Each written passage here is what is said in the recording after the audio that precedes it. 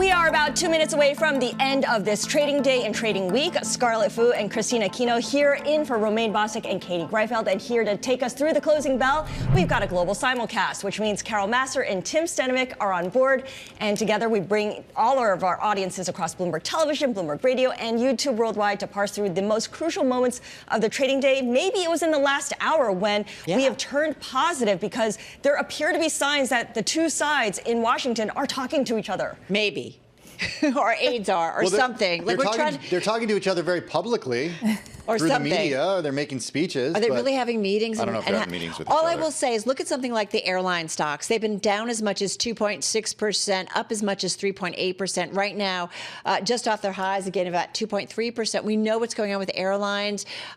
We've seen reduced flights, problems at airports, but hopes of maybe the shutdown ending and getting back to a normal flight schedule has airlines rallying. So it's been kind of a wackadoo day. It has. Next week, we're going to get more information. Not necessarily from the U.S. government. Today was supposed to be a jobs day, and traditionally we'd be talking about that jobs report, but we're not doing that today. Instead, I'm going to look ahead to the earnings that we're going to get next week. We'll hear from Walt Disney. We'll hear from CoreWeave. We'll hear from Paramount Skydance. We'll hear from, we'll also hear from Warner Brothers Discovery, or rather Maple Bear, Instacart. We're going to get C as well, and kind of a tech check as well, right? With Cisco. Yeah, very busy.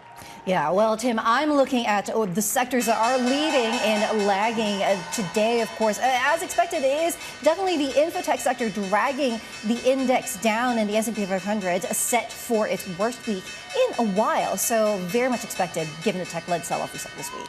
Absolutely. But as we mentioned, you know, the signs that the two sides in Washington, Democrats, Republicans, are speaking was enough to bring indexes into the green, at least the S&P 500 and the Dow by the end of today. You do see gains of just 0.2% for the Dow Industrials, and for the S&P 500 up 0.1%. The Nasdaq still lower by 0.2%, showing that pressure from big tech. I just want to know, are they going to the round robin bar in D.C. and actually having, you know, a martini and saying, guys, let's hash this out? I don't think so. I don't think so. I don't think that's how it works anymore. All right, so let's get to the S&P 500, folks, now that we are at the close. In terms of the market averages, Kristine, we're looking at more names actually higher today. It wasn't that way earlier in the session. 389 names in the S&P 500 gaining ground on this Friday. 112 to the downside, 2 unchanged. Well, Carol, I'm looking at the sectors again that have led us and lagged us in this equity session. I mentioned earlier, Infotech, of course, biggest loser today. But, you know, the biggest winners, energy sector. Look at that. So that is up, currently being led by Exxon. We're all seeing, of course, oil prices up today. So, you know, that's kind of helping cushion some of those declines in the S&P 500 that we're seeing earlier. And again, as Carl mentioned, you know, we've paired some of those losses already because of potential hope that we might see the beginning of the end of the shutdown if we do, in fact, see our lawmakers grabbing some martinis somewhere in D.C. this weekend. Yes. One can hope. What are the odds? Something like that, right? All right, so we can keep our fingers crossed. Hey, so a lot of green. So let's get to some of the individual gainers. Got to mention Expedia. It's your number one gainer in the S&P 500. The stock finishing with a rise of about 17.5%. It is now up about 40% year to date. The company raising its full year gross bookings and revenue outlook. It signaled that strong travel trends are continuing into the holiday quarter. So revenue this year now expected to increase 6.5% at the midpoint. Gross bookings are expected to grow 7%. That's both ahead of estimates and Expedia's previous guidance. I should point out the outlook does not take into account the U.S. government shutdown, and the company has yet to see an impact just over a month in, according to the company's CEO. All right, over to Monster Beverage we go. This one, number 2 gainer in the Nasdaq 100, a gain of 5.2% here after the energy drinks company's third quarter results topped expectations. Analysts pretty positive about the company's gross margins and sales following the recent price hikes. And this one, too, is up about 32% here in 2025. And one more for you. We're talking about Top Golf Callaway. That one up about 14.3%. Yeah, right? I guess people are golfing. Yeah, I guess. Remember, we thought It got revived during the pandemic, and it has been building on that since. Exactly. So again, a good number here. The company came out, boosted its net revenue guidance for the full year as football fans took some extra time out for golf. Glad to hear that's happening. The company expects annual revenue of $3.92 billion at the midpoint. That's up from the previous expected $3.86 billion. This was also above Wall Street's estimate of $3.89 billion. Stock up more than 30% year to date. About 10% of the float is short. But I've got to say, that's kind of how I grew up. My family went from golfing to football. Golfing It's to good football. to get up from the couch every once in a while and practice exactly. a swing. They did go out and play a lot of golf. I should say that. So they at least did get off the couch on that one. Hey, you got the gainers. I got the decliners today. I want to start with shares of the meat processing company JBS falling 3.64%. Shares just dove late in the trading session at about 3:38 p.m. This after the president said in a social media post that he's told the Justice Department to probe meat packing companies. Here's what the president said in part, quote, "I've asked the DOJ to immediately begin an investigation into the meat packing companies who are driving up the price of beef through illicit collusion, price fixing, and price manipulation. We will always protect our American ranchers, and they are being blamed for what is being done by majority foreign-owned meat packers," end quote, in part. He goes on to say more. We should note there are a host of reasons why beef prices in the United States have gone up. We've typically imported quite a bit from Brazil, but then tariffs on Brazil helped put an end to that. We were hoping, well, the U.S. was hoping to import from Argentina as well, but that's politically difficult when it affects the price of beef for American ranchers, many of whom did support the president in his last election.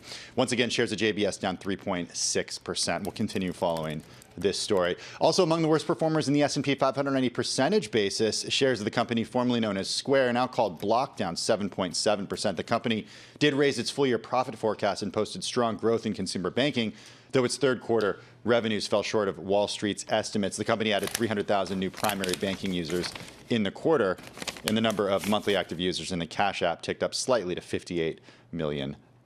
Also, finally, Sweetgreen shares hitting a record low today, down 7.5%. The restaurant chain cut its revenue guidance for the full year. It missed the average analyst estimate.